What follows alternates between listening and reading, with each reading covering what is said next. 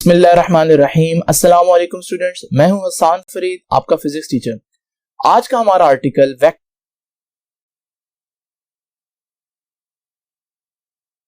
की रेजोल्यूशन से मुतालिक है। तो आइए स्टार्ट करते हैं आज का लेक्चर। स्टूडेंट्स, वेक्टर की रेजोल्यूशन को समझना बहुत क्रूशियल और बहुत क्रिटिकल है, क्योंकि ये कॉन्सेप्ट आपके इंटायर चैप्टर में बार बार इस्तेमाल होगा। तो आज हम इसको बहुत डीप अंडरस्टैंडिंग देंगे और ये कुछ डेफिनेशंस मैंने आप लोगों के सामने लिखी हैं, जिनको भी मैं थोड़ी ही देर में डिफाइन करूंगा कि वेक्टर की रेजोल्यूशन बेसिकली होती क्या है, तो वेक्टर के कंपोनेंट से क्या मतलब है और वेक्टर का रेक्टेंगुलर कंपोनेंट क्या होता है। इससे पहले कि मैं ये डेफिनेशन करूं, क्यों ना पहले हम ये कॉन्सेप्ट लें कि ये रेजोल्यूशन क्या होती है। स्टूडेंट्स, सबसे पहले हम देखते हैं कि कंपोनेंट्स क्या होते हैं। जब मैं बात करूं कंपोनेंट्स की, तो कंपोनेंट्स का मतलब है कि किसी भी चीज के ऐसे दो हिस्से बना दें या तीन हिस्से बना दें या चार या जितना आपका दिल करे, लेकिन उन हिस्सों में ये खास बात होनी चाहिए कि जब आप उनको ऐड करें तो वापस वही आंसर आए जिसके आपने हिस्से बनाए थे। कंपोनेंट्स वेक्टर्स के भी हो सकते हैं, स्केलर्स के भी हो सकते हैं। ऑल्दो इस चैप्टर में हमें पढ़ने चाहिए वेक्टर्स के कंपोनेंट्स, मगर डीप अंडरस्टैंडिंग के लिए क्यों ना पहले आपको एक आसान कॉन्सेप्ट दूं कि स्केलर अगर हम देखें उनके कंपोनेंट से क्या मतलब है। ये देखिए, मेरे पास स्केलर से मुराद होता है डिजिट्स, और डिजिट्स कोई भी डिजिट हो सकता है। मैंने आपके सामने एक डिजिट लिखा 8, मैं आपसे पूछता हूं इस 8 के कंपोनेंट्स बनाएं। क्या डेफिनेशन है कंपोनेंट्स की? कंपोनेंट्स जिनको ऐड करूं तो 8 आए। तो मैं कह सकता हूं 8 का एक कंपोनेंट है 1 और 7, क्योंकि मैं 1 और 7 को ऐड करूंगा तो 8 आएंगे। तो 1 और 7 8 के क्या हुए? कंपोनेंट्स हुए, हिस्से हुए, जिसे उर्दू में कहेंगे हम। क्या सिर्फ यही कंपोनेंट्स बनते हैं? आप कहेंगे नहीं सर, 2 और 6 भी तो 8 के ही कंपोनेंट्स। और अगर मैं 3 और 5 बोलूं तो 3 और 5 भी 8 के कंपोनेंट्स हैं, क्योंकि 3 और 5 को ऐड करूंगा तो 8 आएगा। और फिर 4 और 4 को भी हम देखें तो ये भी 8 के कंपोनेंट्स हैं। लेकिन जब आप इससे मजीद कंपोनेंट्स बनाना चाहेंगे तो फिर हमारे पास 4, आप यहां एक एक बढ़ा रहे हैं, 4 से आगे 5 करेंगे, और यहां कम कर रहे हैं तो 3 करेंगे, और 5 और 3 तो ऑलरेडी हो चुका है। 3 और 5 और 5 और 3 एक ही बात है। तो बच्चे समझते हैं कि भाई कंपोनेंट्स इतने ही बनेंगे, लेकिन ऐसा नहीं है स्टूडेंट्स। ये देखिए, अगर मैं कहूं 8 का एक कंपोनेंट 7.5 एंड 0.5, ये भी तो मिलकर 8 बना रहे हैं, तो फिर ये भी तो कंपोनेंट ही हुआ। तो इसका मतलब हम किसी भी स्केलर की जब बात करें तो कितने कंपोनेंट्स बना सकते हैं? जितना हमारा दिल करेगा, जितने हम चाहेंगे हम उतने कंपोनेंट्स बना सकते हैं। दूसरे अल्फाज में इनफाइनाइट कंपोनेंट्स बना सकते हैं।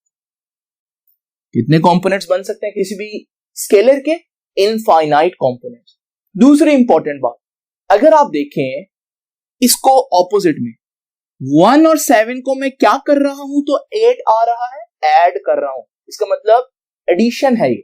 लेकिन यहां आज मैं 8 को 1 और 7 में डिवाइड कर रहा हूं, यानी कि आज मैं एडिशन के ऑपोजिट जा रहा हूं। ये कौन सा प्रोसेस है? एडिशन के ऑपोजिट जब भी मैं पूछता हूं कौन सा प्रोसेस है, ज्यादातर बच्चे कहते हैं subtraction, which is entirely wrong. तो बच्चों को ऐसा लगता है जैसे एडिशन का ऑपोजिट सब्ट्रैक्शन होता है। हरगिज नहीं बच्चों, एडिशन का ऑपोजिट ये प्रोसेस है, इसे हम बोलते हैं रेजोल्यूशन। तो यहां से हमें पता चला कि रेजोल्यूशन क्या हुई, फिर किसी भी चीज को उसके कंपोनेंट्स में डिवाइड कर देना, तकसीम कर देना, क्या कहलाता है? उस वेक्टर की रेजोल्यूशन कहलाती है, और वो ये इसके कंपोनेंट्स हैं। तो यहां से आपको थोड़ा सा आइडिया हुआ, लेकिन ये बात मैं फिर भी लिख देता हूं कि resolution is opposite process of addition. Addition का ऑपोजिट प्रोसेस अगर आपसे एमसीक्यू में पूछा जाए तो आप बताएंगे कि एडिशन का ऑपोजिट रेजोल्यूशन होता है। ये तो थी बात स्केलर की, ये चीज अंडरस्टैंडिंग के लिए जरूरी थी, लेकिन ये हमारा आज का आर्टिकल नहीं है। हमारा आर्टिकल है कि वेक्टर्स की रेजोल्यूशन कैसे करनी है। तो आइए हम जरा देखते हैं कि वेक्टर की रेजोल्यूशन से क्या मतलब है। मैंने आप लोगों को बताया कि जब हम बात करते हैं कंपोनेंट्स की, तो कंपोनेंट्स वो चीजें होती हैं जिनको मैं ऐड करूं तो वापस ओरिजिनल चीज आए। तो अगर मैं इसी डेफिनेशन को वेक्टर्स पर अप्लाई करूं तो इस वेक्टर के कंपोनेंट क्या होंगे, वो वेक्टर्स होंगे जिनको मैं ऐड करूं तो वापस यही ए वेक्टर बने। तो ये देखिए, अगर मेरे पास ये एक वेक्टर है सी या बी कह देता हूं, और ये एक वेक्टर है सी, तो आपको मालूम है अगर मैं बी और सी को हेड टू टेल जोड़ूं तो वापस ए आएगा। इसका मतलब बी और सी ए के क्या हुए, कंपोनेंट्स, क्योंकि बी और सी ऐड होकर वापस ए दे रहे हैं। लेकिन क्या यही कंपोनेंट्स बनेंगे, वही वाली लॉजिक, क्या और कंपोनेंट्स बन सकते हैं? बिल्कुल बन सकते हैं। ये देखिए हमारे पास, अगर मैं चाहूं तो मैं ये कंपोनेंट भी बना सकता हूं कि ये बी है और ये सी है, अभी भी ये ए के कंपोनेंट्स हैं क्योंकि ऐड होकर ये हमें वापस ए दे रहे हैं। और फिर अगर मैं चाहूं इस ए के ये दो कंपोनेंट्स भी बना सकता हूं, बी और सी।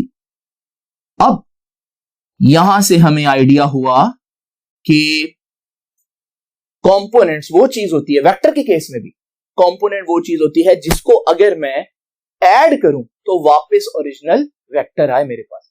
लेकिन स्टूडेंट्स यहां पर अब दो तीन चीजें बहुत इंपॉर्टेंट है समझने वाली। मैं बात कर रहा था पहले स्केलर के कंपोनेंट्स की, कितने कंपोनेंट हो सकते हैं, इनफाइनाइट। लेकिन अगर मैं एक शर्त लगाऊं, शर्त ये है, मैं कहता हूं 8 के कंपोनेंट्स करें, लेकिन शर्त लगा रहा हूं कि कंपोनेंट्स ऐसे हो जो आपस में बराबर हो, तो क्या आप बहुत ज्यादा रेजोल्यूशंस कर सकते हैं? नहीं।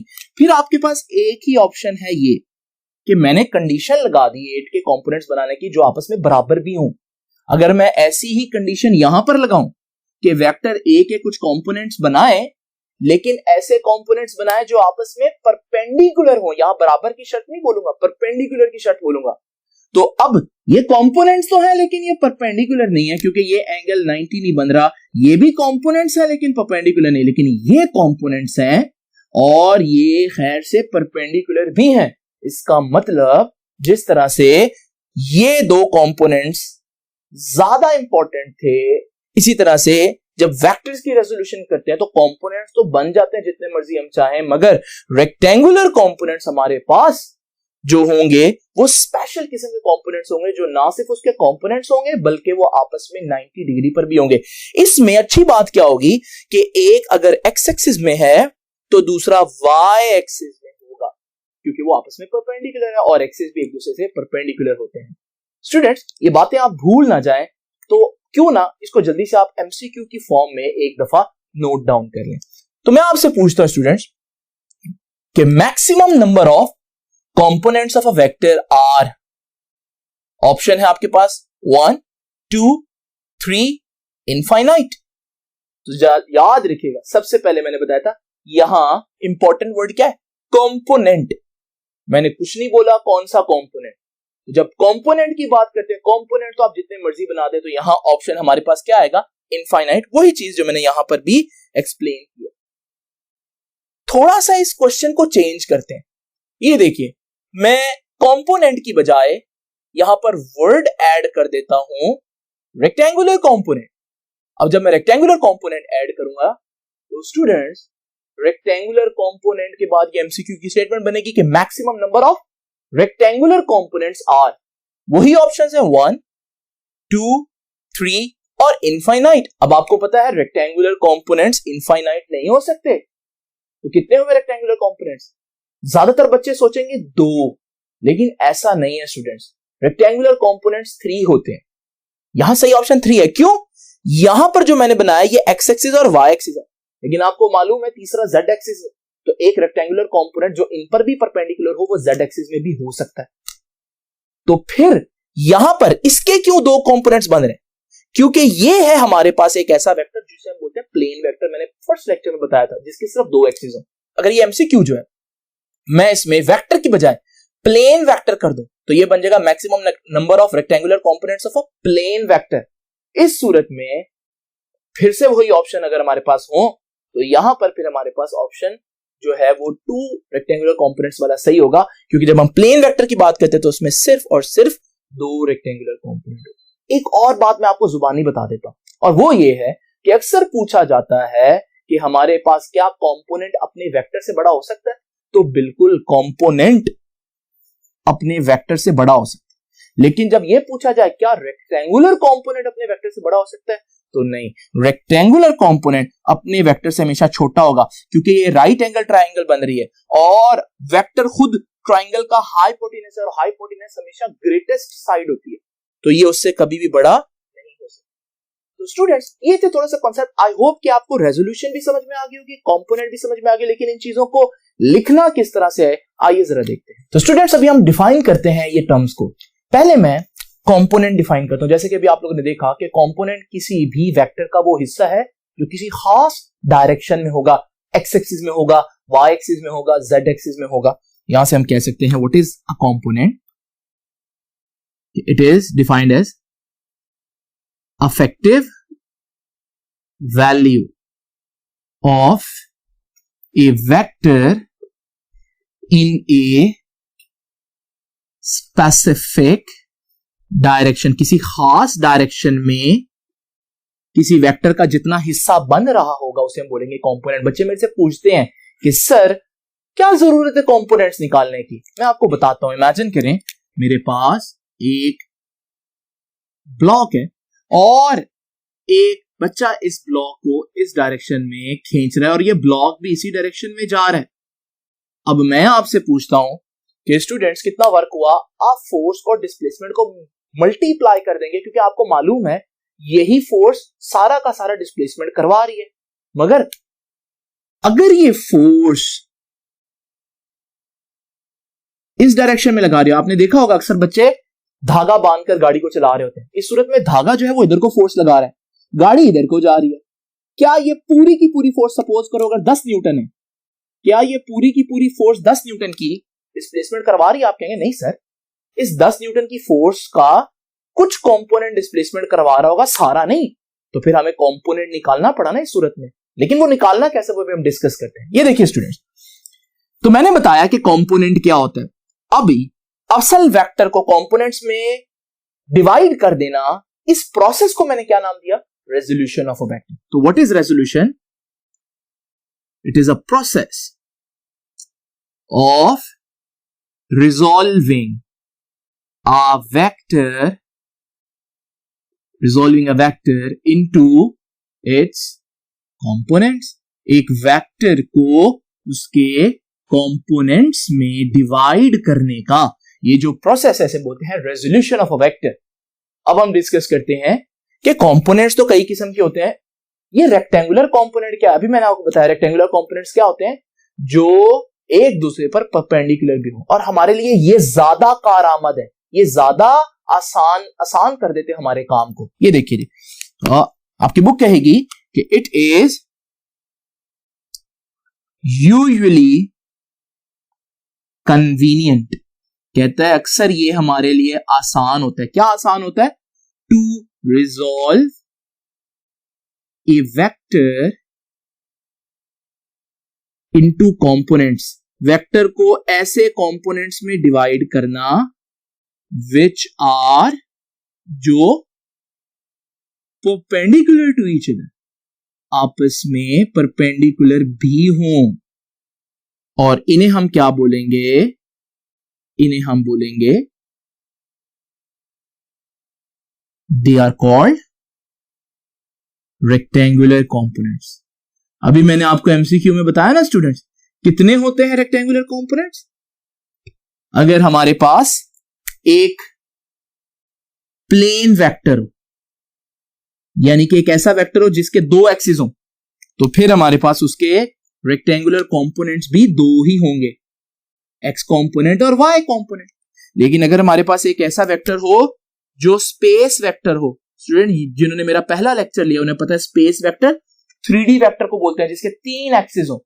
तो अगर उसके 3 एक्सिस हैं तो फिर उसके रेक्टेंगुलर कंपोनेंट्स भी 3 ही होंगे। तो ये तो हो गया थोड़ा सा डेफिनेशन जो आप लोगों ने याद रखनी है। अब रेक्टेंगुलर कंपोनेंट्स, जैसे कि ये रेक्टेंगुलर कंपोनेंट्स अगर आपने निकालने हैं तो कैलकुलेशन कैसे करनी है। तो आइए जरा देखते हैं रेक्टेंगुलर कंपोनेंट्स की मैथमेटिकल डेरिवेशन।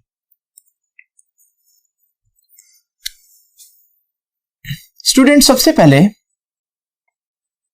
मैं थोड़ा सा आपको बता दूं कि आपने अगर ये लॉन्ग क्वेश्चन आता है तो इसको अटेम्प्ट कैसे करना है। आपने हेडिंग देनी है एक्सप्लेनेशन की। अब एक्सप्लेन कैसे करना है, एक्सप्लेनेशन में मेजॉरिटी ऑफ द टाइम आपकी बुक क्या करेगी, दो बातें आएंगी, डायग्राम और उसी की एक्सप्लेनेशन। तो पहले तो मैं आप लोगों को बताता हूं वेक्टर को रिजॉल्व करने का ये जो डायग्राम है ये कैसे बनाना है। तो सबसे पहले तो हमारे पास एक वेक्टर ही होना चाहिए। ये देखिए स्टूडेंट्स, मेरे पास ये एक्स एक्सिस और वाई एक्सिस है, कोऑर्डिनेट्स सिस्टम है, रेक्टेंगुलर कोऑर्डिनेट सिस्टम। मैं यहां पर आपके सामने एक वेक्टर बना देता हूं। ये वेक्टर स्टार्ट हो रहा है पॉइंट ओ से और ये एंड हो रहा है पॉइंट पी पर। तो ये जो वेक्टर है जो कि लाइन ओपी बता रही है, इसे हम बोलते हैं कि ये है वेक्टर ए। अब जैसे कि मैंने बताया इसके रेक्टेंगुलर कंपोनेंट्स करने कैसे करने, बहुत आसान है। आप इसके रेक्टेंगुलर कंपोनेंट्स इस तरह से करेंगे कि आप एक लाइन सीधी एक्स एक्सिस तक लेकर जाएंगे और एक लाइन बिल्कुल परपेंडिकुलर वाई एक्सिस तक लेकर जाएंगे। ये लाइन एक्स एक्सिस पर जितना हिस्सा कट करेगी वो होगा उस वेक्टर का एक्स कंपोनेंट, और ये लाइन जितना वाई एक्सिस पर कट करेगी ये इस वेक्टर का उतना हिस्सा बन जाएगा उसका वाई कंपोनेंट। तो ये हो गया हमारे पास एक्स कंपोनेंट और वाई कंपोनेंट। और यहां पर अगर ये एक्स कंपोनेंट है तो फिर ये भी तो उतना ही हिस्सा है, तो मैं इसको भी एक्स कंपोनेंट कह सकता हूं। और अगर ये वाई है तो ये भी वाई कंपोनेंट कहलाया जा सकता है, इसमें कोई हर्ज नहीं है। अब हमारे पास ये जो एंगल है जिस पर वेक्टर था, ये एंगल है एंगल थीटा। नाउ स्टूडेंट्स, जरा देखते हैं कि एक्सप्लेनेशन में आप लोगों ने क्या लिखना है। आपने यही सारी बातें लिखनी है। ये पॉइंट्स को आप नाम दे देंगे, इस पॉइंट को आप m कह दें, इस पॉइंट को आप n कह दें।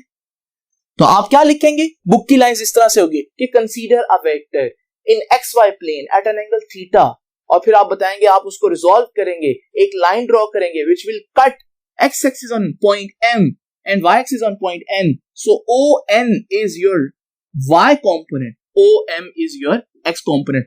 याद है हम लोगों ने पढ़ा था कि x component और y component में खास बात क्या है। यहां पर मैं लिख दूं कि आप लोगों ने यहां से आगे बुक की लाइंस लिखनी है खुद ही।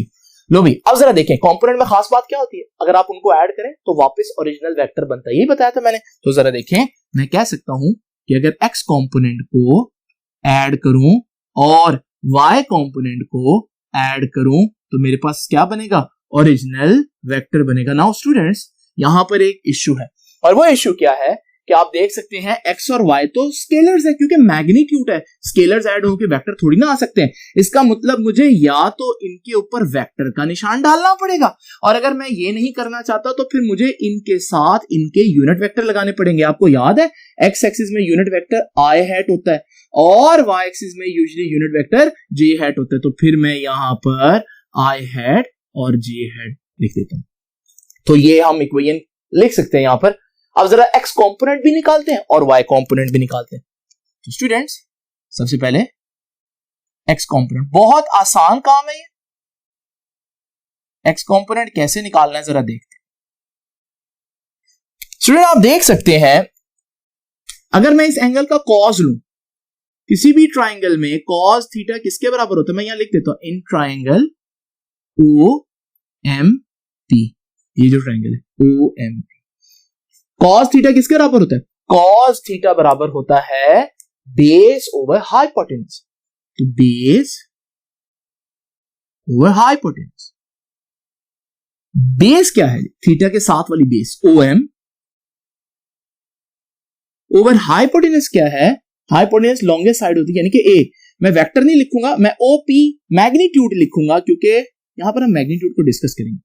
अब OM कितना है, OM का मैग्नीट्यूड तो x कंपोनेंट जितना है तो AX, और OP का मैग्नीट्यूड तो A का मैग्नीट्यूड है।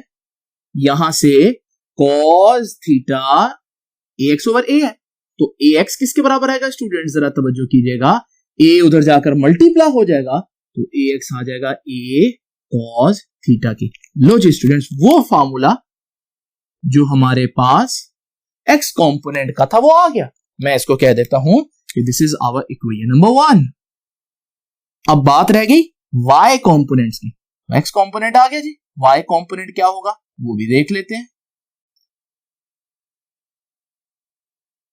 स्टूडेंट्स y कंपोनेंट, जैसे पहले मैंने cos थीटा लिया, अब मैं लेता हूं sin थीटा, और sin थीटा लूंगा तो sin थीटा किसके बराबर आता है, परपेंडिकुलर ओवर हाइपोटेन्यूज। परपेंडिकुलर क्या होती है, 90 के थीटा के सामने वाली साइड, तो परपेंडिकुलर क्या बना इसमें, PM बना। स्टूडेंट हाइपोटेन्यूज क्या होती है, लॉन्गेस्ट साइड। लॉन्गेस्ट साइड क्या है यहां पर, लॉन्गेस्ट साइड है OP। अब PM क्या है, PM है हमारे पास y कंपोनेंट, ये देखिए AY, और OP है A।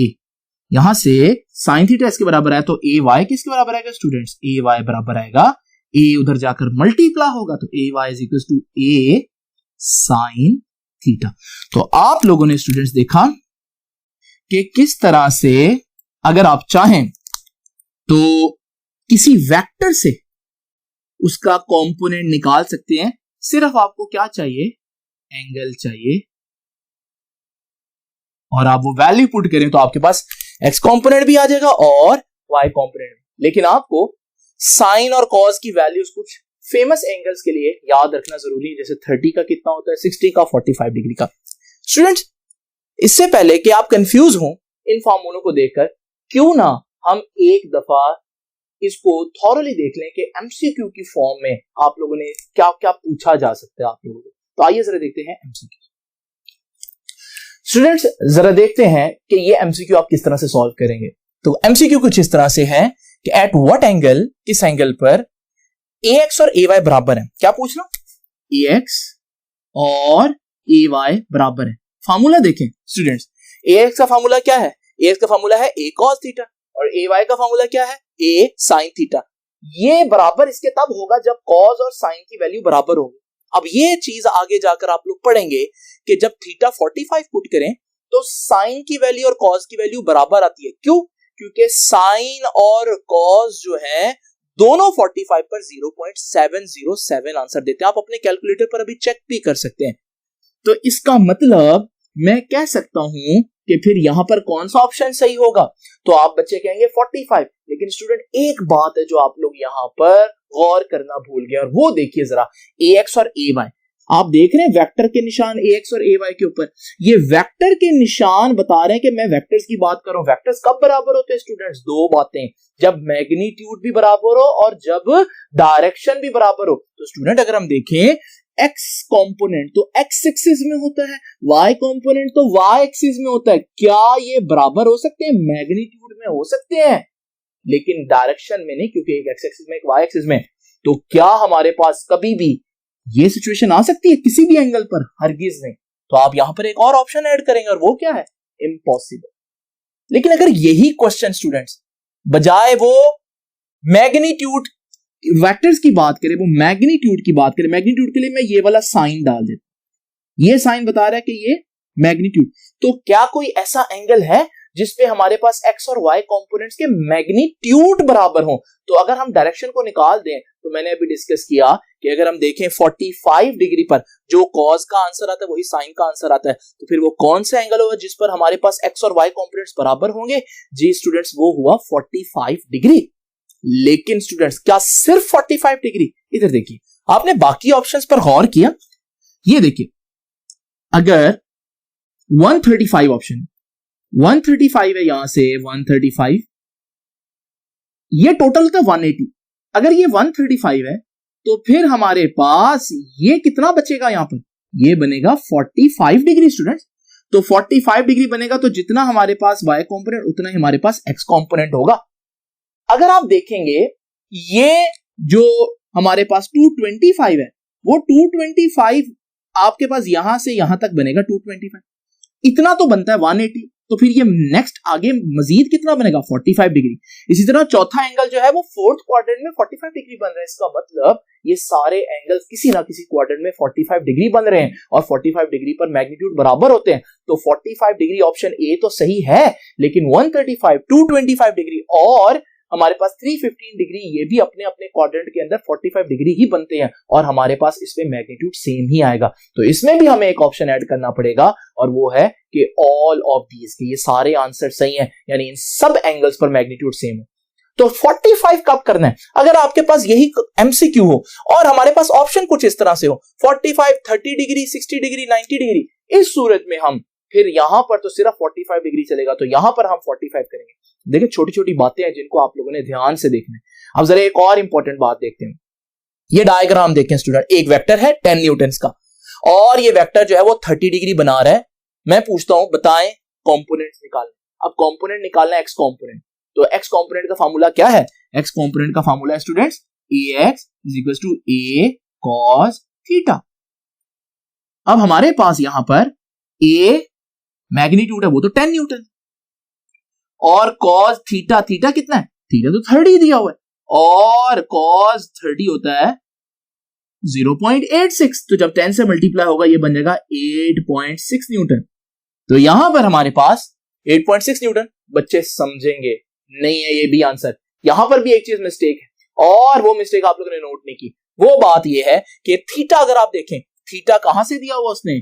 स्टूडेंट्स थीटा उसने दिया हुआ है वर्टिकल से, यहां से। कभी भी ये थीटा एक्सेप्ट नहीं करना। ये एंगल हमारा एंगल नहीं है जो इधर पुट करना है, हमने हमेशा ये वाला एंगल पुट करना है। अगर आपको मालूम है ये 30 है, टोटल 90 होता है, तो फिर ये कितना होगा? 60। तो हम यहां पर बजाय थीटा में 30 पुट करने के क्या पुट करेंगे? हम पुट करेंगे 60 डिग्री और cos 60 कितना होता है?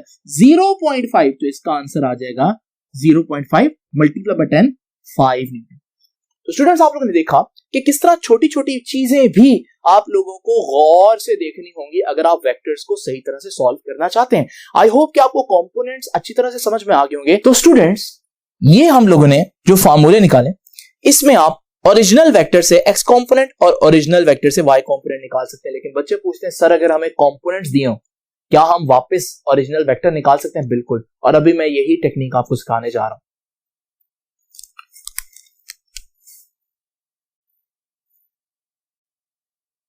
तो हम कहेंगे कि रिजल्टेंट फ्रॉम कंपोनेंट्स। अभी तक हम कंपोनेंट्स निकाल रहे थे रिजल्टेंट से, लेकिन अब मैं कहूंगा रिजल्टेंट निकालें कंपोनेंट्स।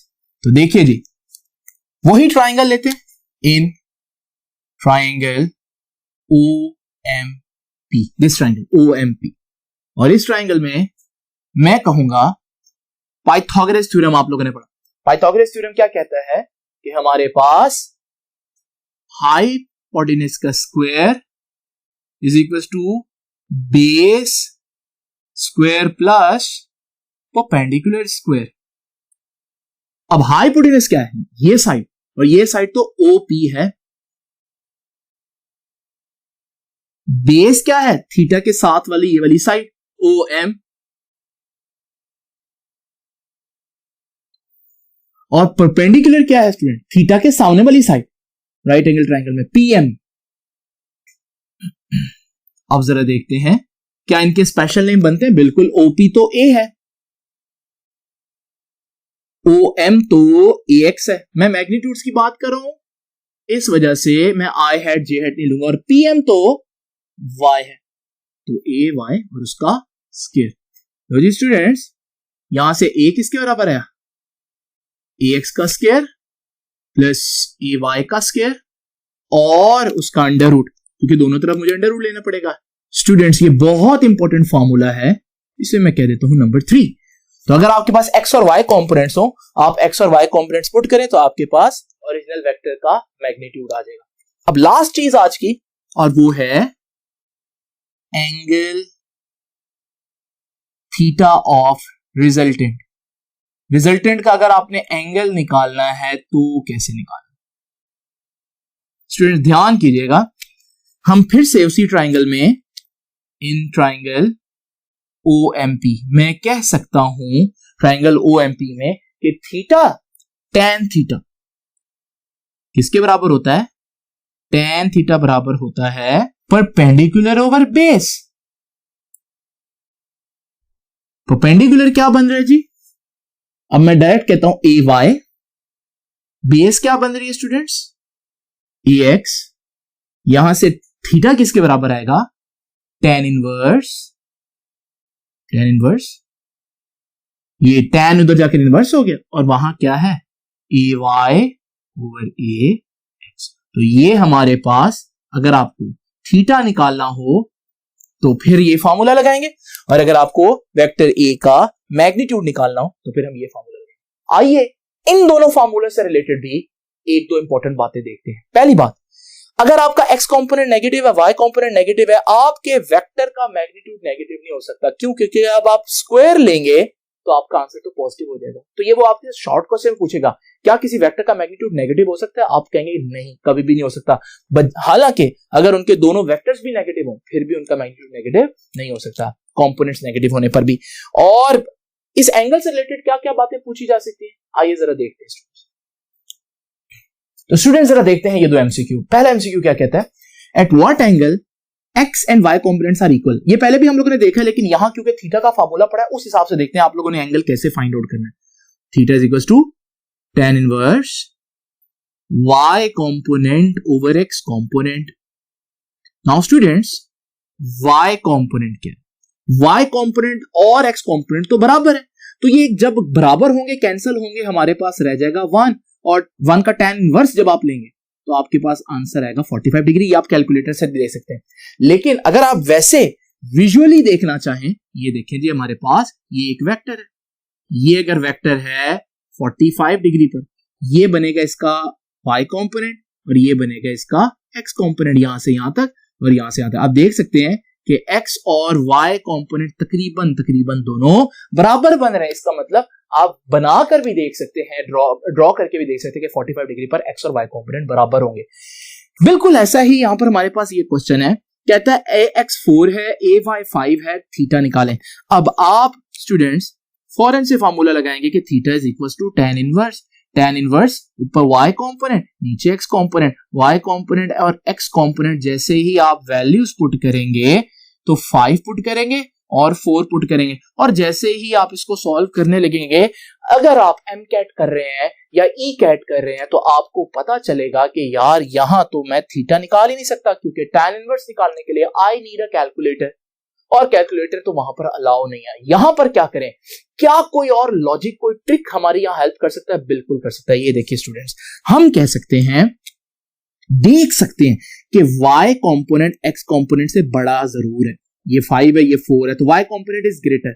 अब मुझे ये भी मालूम है कि वो कौन सा एंगल है जिस पर 45 पर जिस पर x और y बराबर होते हैं। तो अगर 45 होता तो जितना x उतना y, लेकिन हमें मालूम है y कंपोनेंट बड़ा है। y कंपोनेंट कब बड़ा होगा? जब मैं इस वेक्टर को थोड़ा सा यूं बनाऊंगा, क्योंकि इस सूरत में इसका y यानी कि इसकी हाइट ज्यादा, लेकिन इसका x कंपोनेंट कम हो जाएगा। इसका मतलब मुझे मालूम है कि अगर y कंपोनेंट x कंपोनेंट से बड़ा है तो ये एक ही सूरत में हो सकता है जब एंगल 45 से बड़ा हो। और अगर आप देखें इसमें एंगल 45 से सिर्फ और सिर्फ एक ही बड़ा है, तो विदाउट यूजिंग कैलकुलेटर मैं गेस कर सकता हूं कि मेरा एंगल जो है वो 51 डिग्री होगा, बशर्ते कि कोई और एंगल इस तरह का 45 से बड़ा ना हो। तो थोड़ा सा आप इनको देखें कि किस तरह से हिट एंड ट्रायल करके आप बजाय सही आंसर ढूंढने के आप गलत आंसर्स ढूंढकर उनको एलिमिनेट कर देंगे, और आपके पास जो बाकी बचेगा वही आपका सही आंसर होगा। ये था स्टूडेंट्स आज का लेक्चर। आई होप कि आप इसको अच्छी तरह से रेडी करेंगे। बहुत इंपॉर्टेंट है, और ये बेसिक इस वजह से है क्योंकि ये पूरे आपके चैप्टर में थ्रू आउट ये कॉन्सेप्ट्स यूज होंगे। तो यहां जितना आप इसको स्ट्रॉन्ग करेंगे उतना आगे ही आपके लिए फायदा है। तो मैं यहां पर आप लेक्चर छोड़ता हूं, आप लोग इसको अच्छी तरह से दोबारा देख लें। चाहे अगर कोई चीज नहीं समझ में आती तो वहां वीडियो रोक कर दोबारा रिवाइंड करके देखा करें। तो आपसे मुलाकात होगी नेक्स्ट लेक्चर में, तब तक के लिए अल्लाह हाफिज।